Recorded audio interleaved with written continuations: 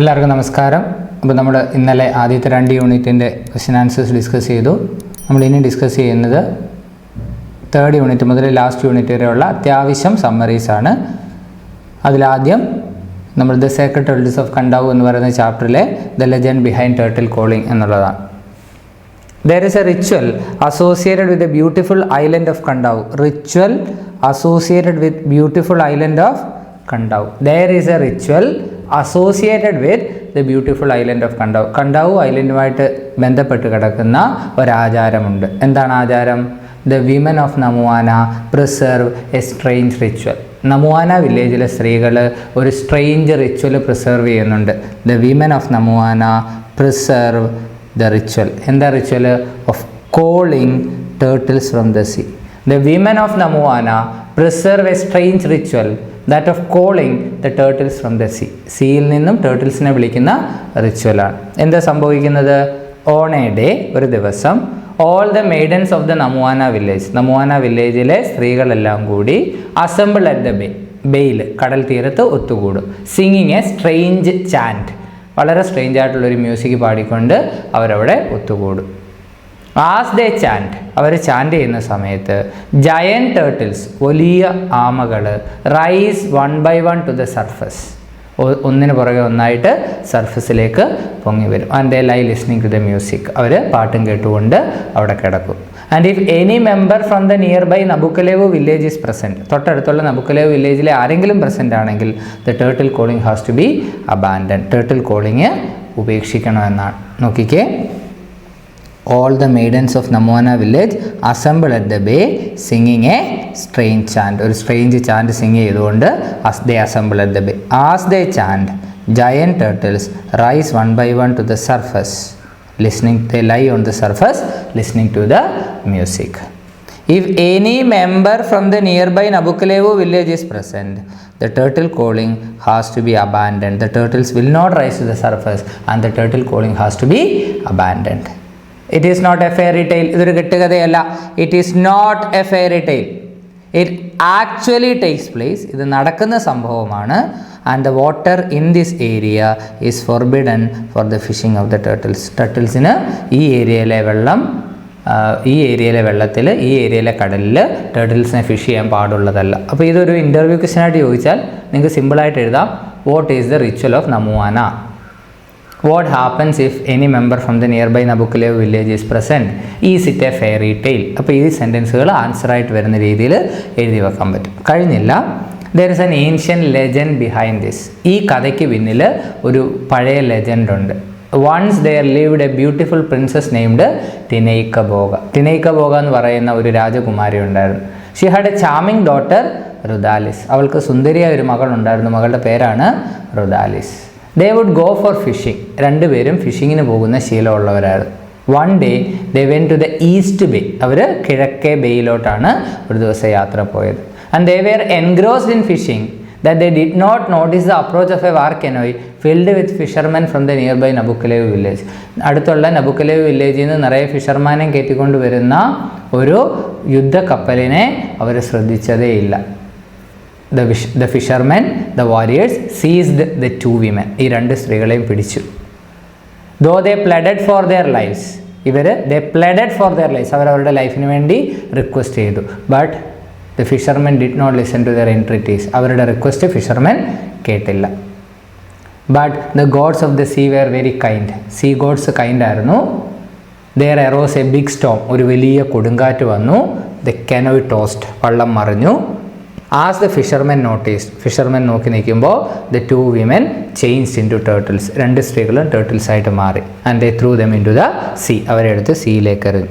And it is believed that the turtles that rise to the surface, സർഫസിലേക്ക് rise ചെയ്യുന്ന turtles, when the women chant, സ്ത്രീകൾ chant ചെയ്യുമ്പോൾ സർഫസിലേക്ക് rise ചെയ്യുന്ന turtles, it is believed that they are the descendants of Tinaikaboga and Rudalis. Tinaikabogaയുടെ റുദാലിസിൻ്റെ descendants ആണ്, പിൻഗാമികളാണ് പൊങ്ങി വരുന്നതെന്നാണെന്ന് ഇപ്പോഴത്തെ വിശ്വാസം.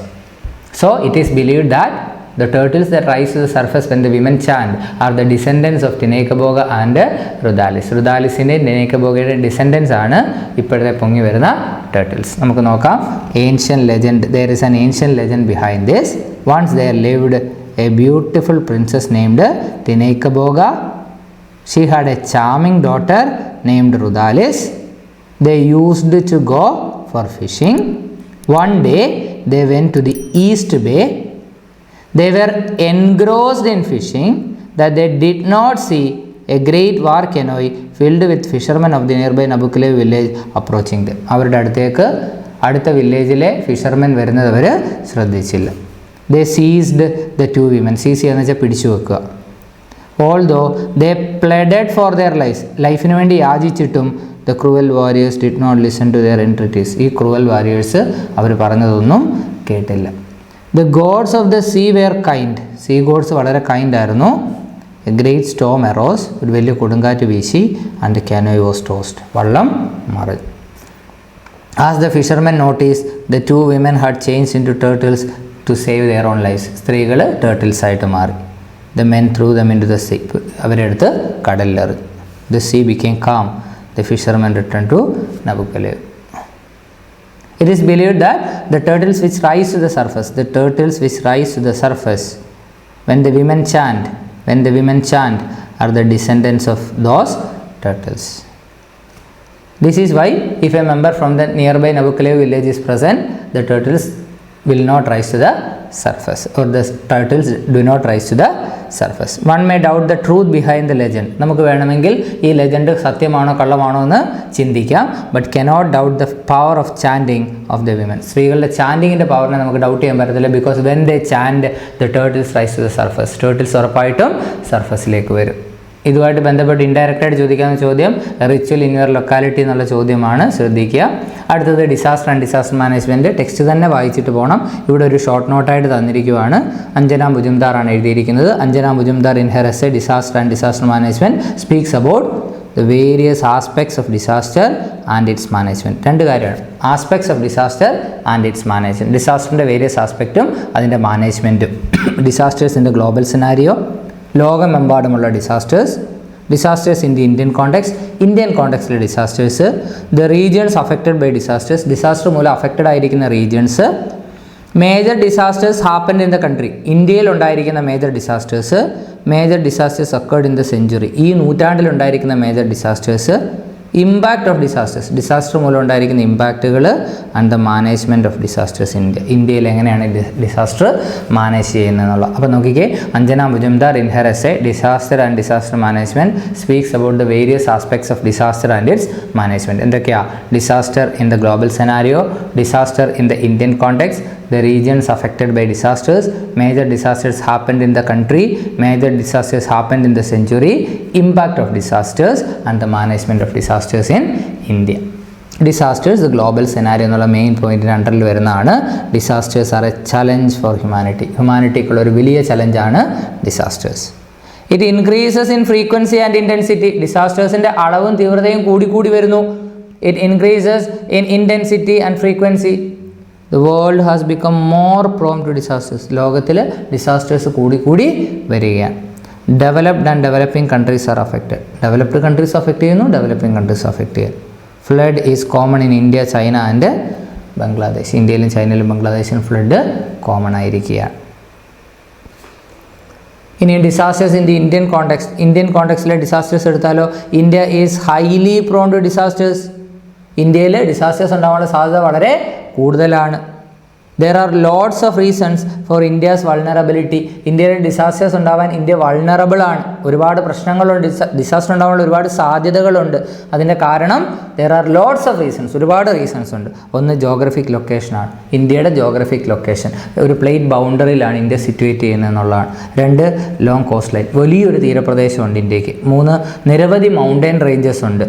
പെരനിയൽ റിവേഴ്സ്, നിറഞ്ഞു കവിഞ്ഞൊഴുകുന്ന നദികളുണ്ട്. ഇതൊക്കെയാണ് ഇന്ത്യയുടെ വൾണറബിലിറ്റിക്ക് കാരണം. പിന്നെ ഓവർ പോപ്പുലേഷൻ, ജനസംഖ്യ കൂടുതലാണ്. ജനസംഖ്യ കൂടുതലാകുമ്പോൾ എല്ലാ സ്ഥലത്തും ആളുകൾ ഒക്കുപ്പൈ ചെയ്യും. ഡിസാസ്റ്റർ ഉണ്ടാകുമ്പോൾ ഉറപ്പായിട്ടും ദുരന്തം ഉണ്ടാകുമ്പോൾ മനുഷ്യനെ ബാധിക്കും. ആ മനുഷ്യനെ ബാധിക്കുന്നതാണ് ഒരു ഡിസാസ്റ്ററിൻ്റെ ഏറ്റവും വലിയൊരു അളവുകോൽ എന്ന് പറയുന്നത്. എത്രത്തോളം ജീവജാലങ്ങൾ ഇത് ബാധിച്ചു എന്നതാണ് ഒരു ഡിസാസ്റ്ററിൻ്റെ ഏറ്റവും വലിയ അളവുകോൽ. ഒരു ജനവാസം ഇല്ലാത്തൊരു സ്ഥലത്ത് ഒരു പ്രകൃതി ദുരന്തം ഉണ്ടായാൽ അത് പ്രകൃതിയുടെ ഒരു പ്രതിഭാസമായിട്ട് കിടക്കത്തേ ഉള്ളൂ. പക്ഷേ ജനവാസം ഉള്ള സ്ഥലത്ത് പ്രകൃതി ദുരന്തം ഉണ്ടാകുമ്പോൾ അവിടുത്തെ ജീവിതത്തെ അത് അഫക്റ്റ് ചെയ്യും. അത് ഓർത്തിരിക്കുക.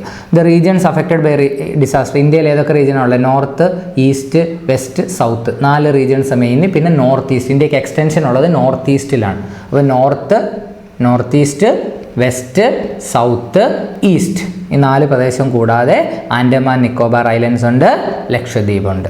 നോക്കിക്കേ, northern region, north eastern region, western region, southern region, Andaman and Nicobar region. ഇനിയും ഈ കഴിഞ്ഞ ഇന്ത്യയിൽ ഉണ്ടായിരിക്കുന്ന മേജർ ഡിസാസ്റ്റേഴ്സ് ഏതൊക്കെയാണ്? The Gujarat earthquake, Mumbai Gujarat floods, tsunami, the Uttarakhand floods കഴിഞ്ഞില്ല, the Uttarakhand flash floods, the Uttarakhand flash floods, then Chennai floods, Kerala floods, cloud outbursting,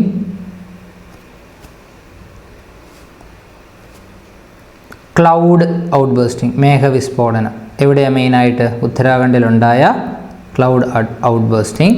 ഇങ്ങനെയുള്ള ഒരുപാട് പ്രശ്നങ്ങൾ. പിന്നെ lot of cyclones like Ockhi, Amphan, തോത്തെ, ഒരുപാട് സൈക്ലോൺസ് ഉണ്ടായിട്ടുണ്ട്. ഇതൊക്കെ നമുക്ക് എഴുതി വെക്കാനായിട്ട് പറ്റും. ഈ ടെക്സ്റ്റ് 9 വർഷത്തോളം ഇറങ്ങിയിട്ട് അതിനുശേഷം ഉണ്ടായ ഡിസാസ്റ്റേഴ്സ് ഓരോന്നും നമുക്ക് എഴുതാൻ പറ്റും. ഇമ്പാക്റ്റ് ഓഫ് ഡിസാസ്റ്റർ കൊണ്ടുണ്ടാകുന്ന ഇമ്പാക്റ്റ് എന്തൊക്കെയാണ്? Damage and destruction are the major impacts. Lot of death happen. Commercial and economic activities are affected. Communication is affected. ഇതൊക്കെ നമുക്ക് എഴുതാം. കൊമേഴ്ഷ്യൽ ഇക്കണോമിക് ആക്ടിവിറ്റീസ് അഫക്റ്റഡ് ആണ്, മരണം സംഭവിക്കുന്നു, ഡാമേജ് ആൻഡ് ഡിസ്ട്രക്ഷൻ ഉണ്ടാകും. ഇനി ഡിസാസ്റ്റർ മാനേജ്മെൻറ്റ് ഇന്ത്യയിൽ എങ്ങനെയാണ്? ഇത് തന്നെ ഒരു എസ്സേ ക്വസ്റ്റ്യൻ ആണ്. പുസ്തകം വായിച്ച് പഠിക്കുക.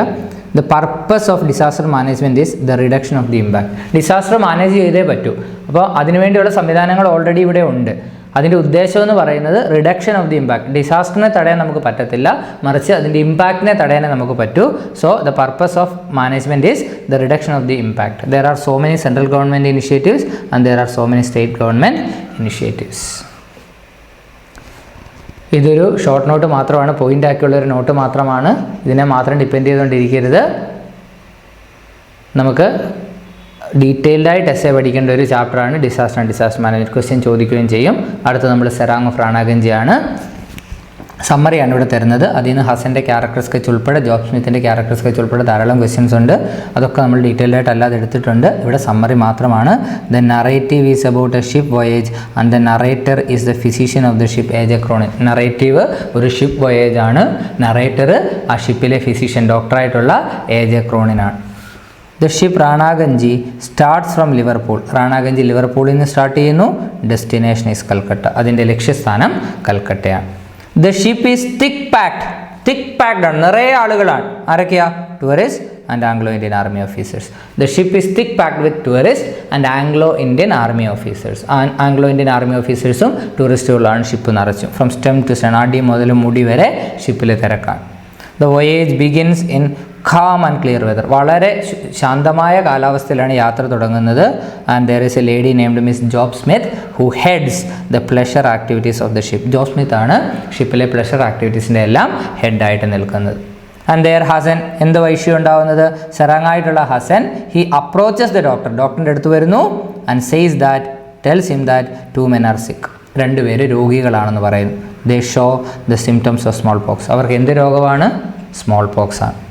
The doctor approaches Captain Humble, a thick-set man of 55 and a strict disciplinarian. വളരെ തിക്കായിട്ടുള്ള, വളരെ സ്ട്രിക്റ്റ് ആയിട്ടുള്ള ഒരു ഡിസിപ്ലിനേറിയൻ, വേണ്ടുന്ന കാര്യങ്ങൾ കൃത്യമായിട്ട് ചെയ്യുന്ന 55 years ഉള്ളൊരു മനുഷ്യനാണ് captain humble.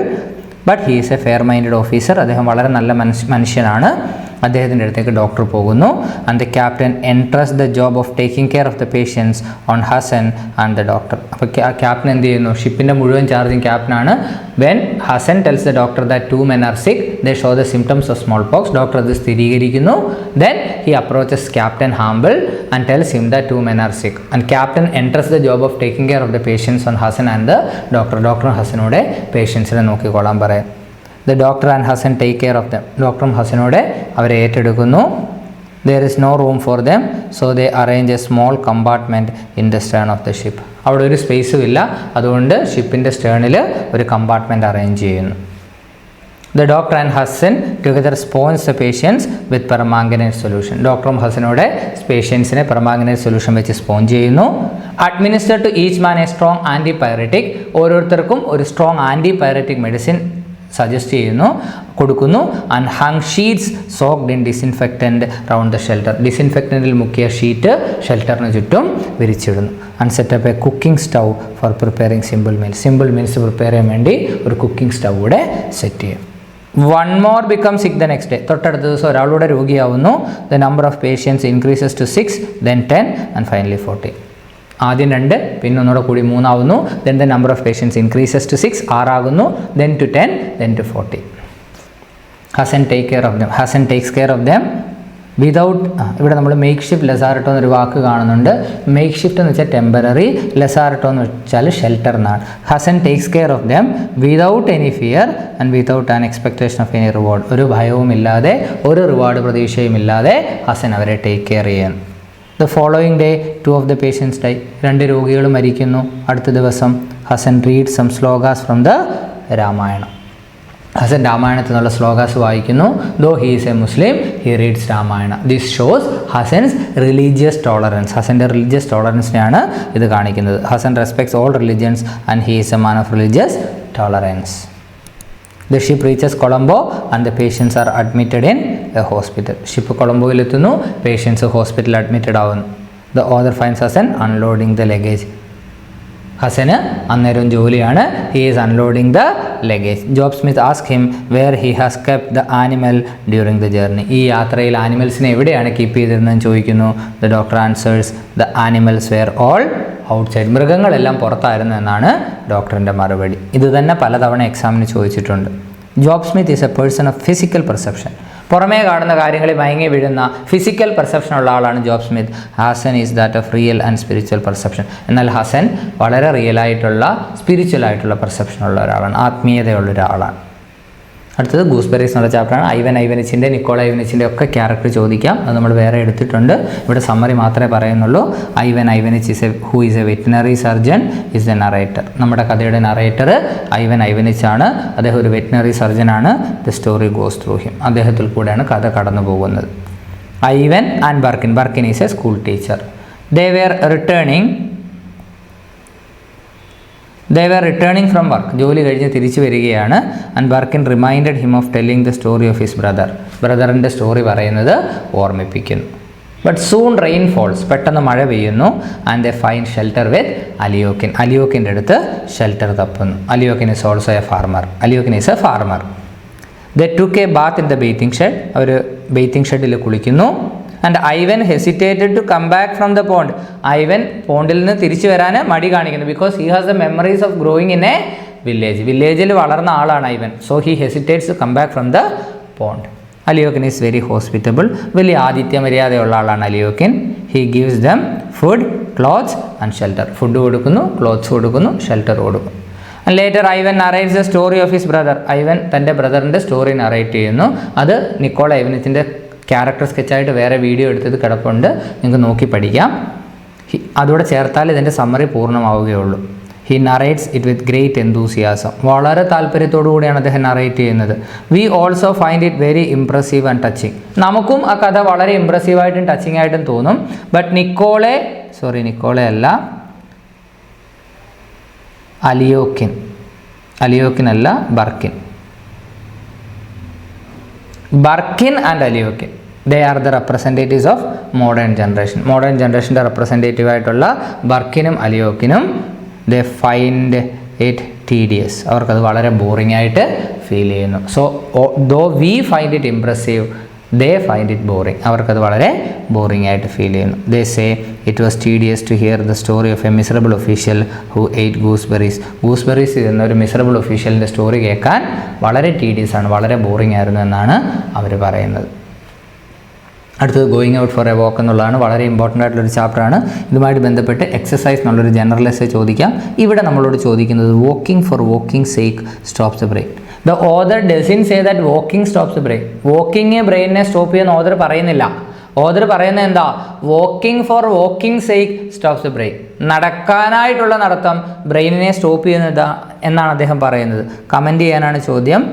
Max Beerbohm through his essay going out for a walk, അദ്ദേഹത്തിൻ്റെ essay going out for a walk എന്നുള്ള എസ്സേ ആണ്, criticises people's attitude of walking for walking sake, നടക്കാനായി നടക്കുന്ന ആളുകളുടെ ആറ്റിറ്റ്യൂഡിനാണ് അദ്ദേഹം ക്രിട്ടിസൈസ് ചെയ്യുന്നത്. He discusses the various aspects of walking, വാക്കിങ്ങിൻ്റെ പല പല ആസ്പെക്റ്റുകളെ പറ്റി അദ്ദേഹം സംസാരിക്കുന്നു അല്ലേ. ഒരു പുതുവർഷം വന്നു കഴിഞ്ഞാൽ പിന്നെ ആദ്യത്തെ 5-6 ദിവസം വെളുപ്പംകാലത്ത് റോഡിൽ ഭയങ്കര തിരക്കായിരിക്കും, ആളുകൾ നടത്തമാണ്. അപ്പോൾ ആളുകളുടെ വിശ്വാസം എന്തുവാ, നടക്കുന്നതിനകത്തിൽ എന്തോ ഒരു വലിയ ക്രെഡിറ്റ് ഉണ്ട് എന്നാണ്. അപ്പോൾ ചില ആളുകളുണ്ട് ചുമ്മാ നടക്കുന്നെന്ന് കാണിക്കാൻ വേണ്ടി നടക്കാൻ പോകും, അതിനെയാണ് ഓതർ ക്രിട്ടിസൈസ് ചെയ്യുന്നത്. So he criticises people's attitude of walking for walking sake and he discusses various aspects of walking. The writer starts the essay by confessing that he has never gone out for a walk in his entire life. തൻ്റെ ജീവിതത്തിൽ ഇന്ന് വരെയും താൻ നടക്കാൻ പോയിട്ടില്ല എന്ന് അദ്ദേഹം പറയുന്നു. But he says that he is not a person who abandons exercise. എന്നാൽ ഞാൻ എക്സസൈസ് ചെയ്യാത്ത ആളൊന്നും അല്ല, ഞാൻ എക്സസൈസ് ചെയ്യുന്ന ആളാണ്. So the writer says that he has never gone out for a walk, but he is not a man who abandons exercise. His distress is towards those who compel others for walking. മറ്റുള്ളവരെ വാക്കിങ്ങിന് വേണ്ടി compel ചെയ്യുക, നിർബന്ധിക്കുന്ന ആളുകളോടാണ് അദ്ദേഹത്തിൻ്റെ distress. It's very difficult to avoid such people. ഇങ്ങനെയുള്ള ആളുകളെ avoid ചെയ്യാൻ നല്ല പ്രയാസമാണ്. If someone lies to avoid them, ഇനി ഇവരെ ഒഴിവാക്കാൻ വേണ്ടി നമുക്ക് തലവേദനയാണെന്നോ പനിയാണെന്നോ എന്തെങ്കിലും ഒരു കള്ളം പറഞ്ഞാൽ these people question them and break the lie. നമ്മൾ കള്ളം പറഞ്ഞവരെ ഒഴിവാക്കാൻ ശ്രമിച്ചാൽ നമ്മളെ ചോദ്യം ചെയ്ത് they break the lie, ആ കള്ളം അവർ പൊട്ടിക്കും. So his distress is towards those people who compel others for walking. മറ്റുള്ളവരെ നിർബന്ധിക്കുന്നവരോടാണ് അദ്ദേഹത്തിന് ദേഷ്യം. And if we try to avoid them by telling some lies, എന്തെങ്കിലും ഒരു കള്ളം പറഞ്ഞവരെ അവോയ്ഡ് ചെയ്യാൻ ശ്രമിച്ചാൽ they question us and they break the lie. അവർ നമ്മളെ ചോദ്യം ചെയ്ത് ഇടിച്ചു കയറി നമ്മുടെ ലൈ പൊട്ടിക്കും. If a person abandons them, ഇനി നമ്മൾ അവരെ അങ്ങ് വെറുപ്പിച്ചെന്ന് വെച്ചോ, വരുന്നില്ലെന്ന് പറഞ്ഞെന്ന് വെച്ചോ, they may call him a hypocrite, പൊങ്ങച്ചക്കാരൻ എന്ന് വിളിക്കും, അഹങ്കാരി എന്ന് വിളിക്കും. So if you abandon them, if you avoid them, they will call you a hypocrite.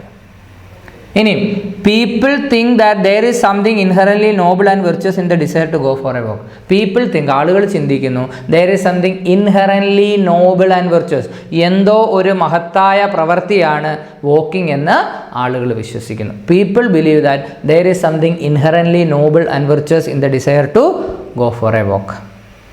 ഇനി നോക്കിക്കേ, if someone joins them, നമ്മളിനി അവരോട് നടക്കാൻ പോയെന്ന് വെച്ചോ, what happens? They will bore them through the whole way. വഴി മുഴുവൻ ബോറടിപ്പിച്ച് കളയും. By discussing unnecessary things and doing silly business. ആവശ്യമില്ലാത്ത കാര്യങ്ങൾ പറഞ്ഞും നിസാര കാര്യങ്ങൾ ചെയ്തും അവരെ നടക്കാൻ കൂടെ ചെല്ലുന്നവരെ വെറുപ്പിച്ച് കളയും. വാട്ട് ദേ ഡു ഈസ്, അവർ ചെയ്യുന്നത് എന്തൊക്കെയാണ്? ദേ വോക്ക് സ്ലോലി, പെരിയെ നടക്കും, അതുകൊണ്ടൊരു പ്രയോജനവുമില്ല. Read all those posters on road സൈഡിൽ ഒടിച്ച് വെച്ചിരിക്കുന്ന മുഴുവൻ പോസ്റ്റേഴ്സും വായിക്കും. Comment on whatever they see and gossip on others, കാണുന്നതിനൊക്കെ കമൻറ്റ് ചെയ്യും. And they gossip on others, മറ്റുള്ളവരെ പറ്റി ഗോസിപ്പ് പറയും. So if somebody joins them, they will make them boring, they will make the journey boring. What they do is they walk slowly, they look around, they comment on everything they see, they gossip on others. ഇതൊക്കെയാണ് ഇവരുടെ പരിപാടി. The author finds his time and energy valuable. ഓതറിൻ്റെ ടൈമും എനർജിയും valuable ആയതുകൊണ്ട് he considers that such activities stops the brain. Such activities stop the brain. ഇത്തരം activities ബ്രെയിനിനെ stop ചെയ്യും. So he says that walking sake stops the brain. നടക്കാനായുള്ള നടത്തമല്ല, walking sake, നടത്തത്തിന് വേണ്ടിയുള്ള നടത്തം ബ്രെയിനിനെ സ്റ്റോപ്പ് ചെയ്യുമെന്ന് അദ്ദേഹം വിശ്വസിക്കും. അടുത്ത നമ്മുടെ ലാസ്റ്റ് ചാപ്റ്റർ കോൺസെപ്ച്വൽ ഫ്രൂട്ടാണ്. Greta is a 16-year-old girl. Greta 16 വയസ്സുള്ളൊരു പെൺകുട്ടിയാണ്.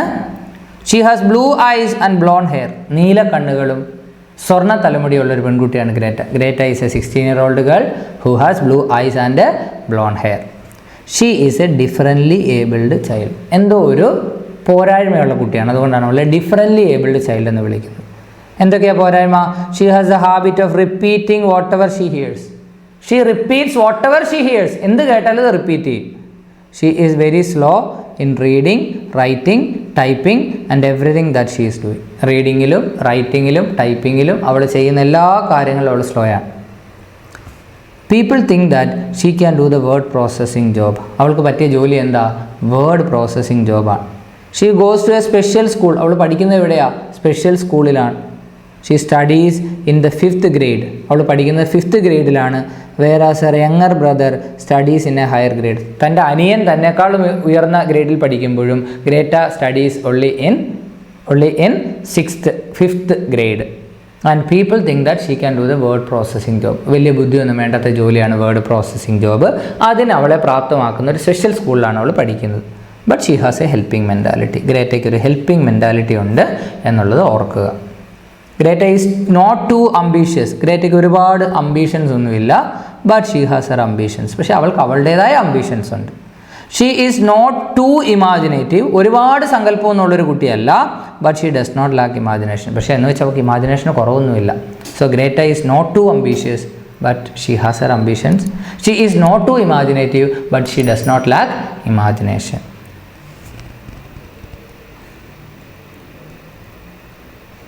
Greta's father wishes to design a house in the Pomander Street. കമ്പ്യൂട്ടറിലുള്ളൊരു പ്രോഗ്രാമാണ്. പോമാഞ്ചർ സ്ട്രീറ്റിൽ ഒരു ഹൗസ് ഡിസൈൻ ചെയ്യാൻ ഗ്രേറ്റയുടെ അച്ഛൻ ആഗ്രഹിക്കുന്നു.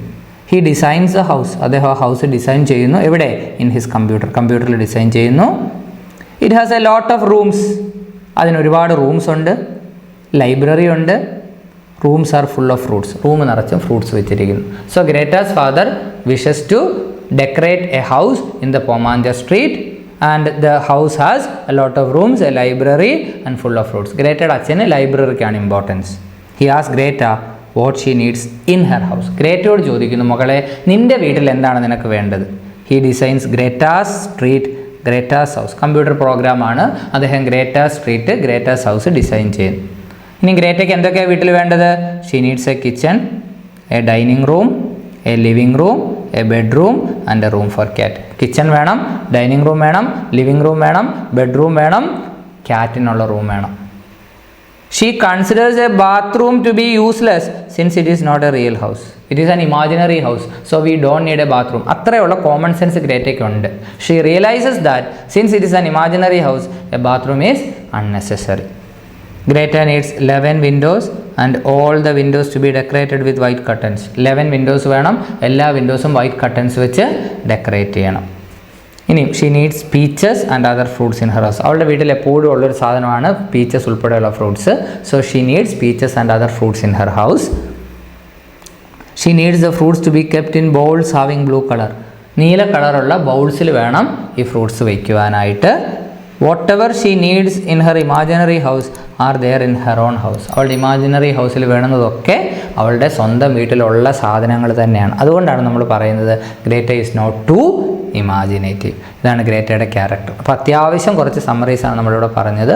ബാക്കിയുള്ളത് നിങ്ങൾ ചാനൽ കണ്ടു പഠിക്കുക, അല്ലെങ്കിൽ ടെക്സ്റ്റ് വായിക്കുക, നോട്ട്സൊക്കെ നോക്കി പഠിക്കുക. അപ്പോൾ എല്ലാവർക്കും ഓൾ ദ ബെസ്റ്റ് വിഷസ്.